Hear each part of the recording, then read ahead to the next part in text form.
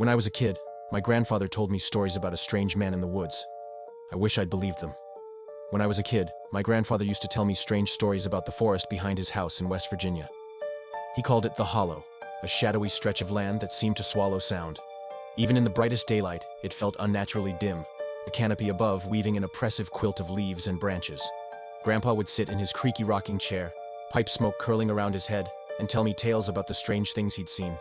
Most of them were harmless, glowing lights flitting between the trees or distant laughter with no source. But there was one story he refused to talk about until he was drunk on moonshine. It was the story of the lantern maker. Back in the early 1900s, there was a man who lived alone deep in the hollow. People rarely saw him, but when they did, he was always carrying an old iron lantern. He'd walk the forest at night, the flickering light barely illuminating his gaunt face and wild eyes. Some said he was a hermit, others whispered he was a sorcerer. But everyone agreed he was dangerous. Local legends claimed he could weave strange things into existence with his lantern. It wasn't just light it cast, it was shadows, thick and alive.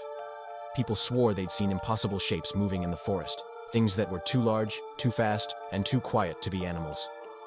One night, a group of drunken townsfolk decided to put an end to the lantern maker's witchcraft. They armed themselves with pitchforks, shotguns, and torches, and marched into the hollow. Grandpa said they never came back, not as men, anyway.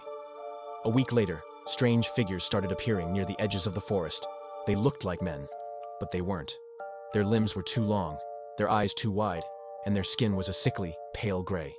The townsfolk called them the lantern maker's creations, twisted things born from shadows and fire. One by one, the town began to empty. People packed up and left, terrified of what might crawl out of the woods next. Eventually, only Grandpa's family stayed, too stubborn to leave the home they'd built with their own hands. But one night, Grandpa saw him. He was just a boy, lying awake in bed when he heard the faint sound of wings. Not the flutter of birds or bats, but a deep, leathery whoosh that made his chest vibrate. Curious, he crept to the window and peered out.